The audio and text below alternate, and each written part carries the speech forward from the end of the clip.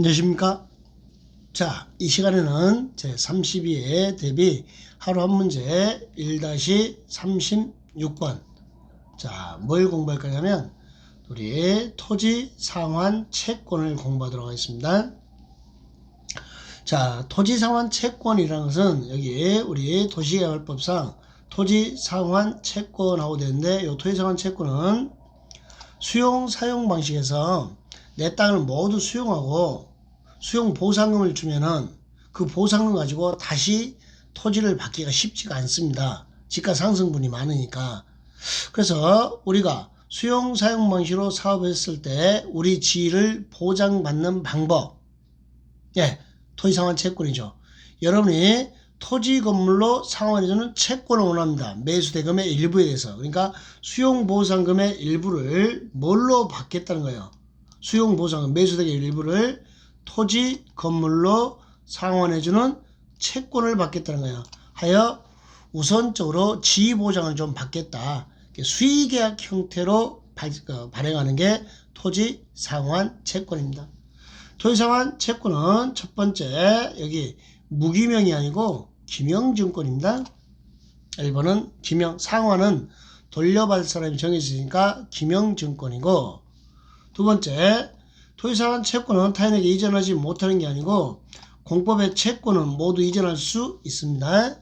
주택상환 사채만 양도 안 된다 그랬죠. 그래서 사채 양도하다 걸리면 사채업자한테 맞아 죽어요 그랬잖아요. 그래서 토지상환 채권이니까 얼마든지 이전이 가능하더라라는 거.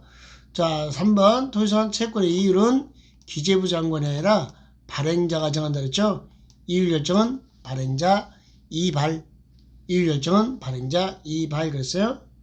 4번에 도시개발구역의 토지 소유자인 시행자가, 토지 소유자면 민간이잖아요. 얘가 토지상환 채권을 발행할 때는 반드시 뭘 세워야 되죠? 보증을 세워야 되더라. 지급 보증을 세운 때만 토지상환 채권을 발행할 수 있습니다. 자, 토지상환 채권은 국가도 발행할 수 있고 지방자치단체도 발행할 수 있습니다. 누구나 다 발행하는데, 그때 민간 시행자가 토지 상환 채권을 발행할 때는 꼭 보증을 서야 한다라는 거 하여 정답은 4번이 됐습니다. 5번에 토지 상환 채권의 발행 규모는, 자, 우리가 원할 때 매수대금의 일부에 대해서 토지나 건물로 상환해주는 채권을 발행합니다. 하여 발행 규모가 얼마를 초과 못한다? 조성하여 분양할 토지 건물 있죠? 이놈의 2분의 1을 초과하지 못합니다. 3분의 2가 아니고 2분의 1이었습니다. 자, 토지 상환 채권은 수용 사용 방식의 문제점, 우리 지위 보장이 되지 않는다는 문제점을 해결하기 위해서 우리가 원할 때 수의계약 형태로 토지 건물로 상환해주는 채권했다라는 거 기억하시면 되겠고, 해설 한번 봐볼까요? 자, 상환 그러면 누가 돌려받을지 정해져 있으니까 이런 증권을 기명증권 그럽니다. 그 다음에 항상 민간 시행자들은 채권을 발행할 때 보증을 세워야 되고요. 그 다음에 이렇게 보증까지 세우면 지정권자의 승인 받아야 돼요. 상환이 이름은 기명, 기명인은 보증 세우고 민간만. 그 다음에 돈 문제가 되면 지정권자의 승인. 토지상환 채권은 기명식 증권입니다. 기명식 증권으로서, 자, 양도가 자유입니다. 양도가 자유. 대신 누구만? 주택상환 사채만 양도 안 됩니다. 공법책의 채권 그러면 모두 양도 자유. 이율 결정은 발행자가 정합니다. 이율 결정은 발행자.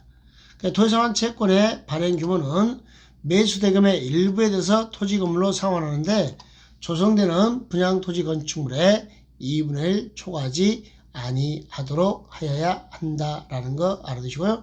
조심해야 될 것은 토지상환 채권은 국가도 발행합니다. 지방자치단체도 발행합니다.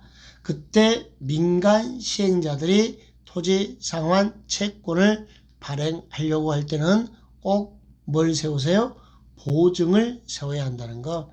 민간 시행자가 토지상환 채권을 발행할 때는 보증을 세운다는 거, 그것만. 국가 자체는 보증 없이 발행할 수 있다라는 거.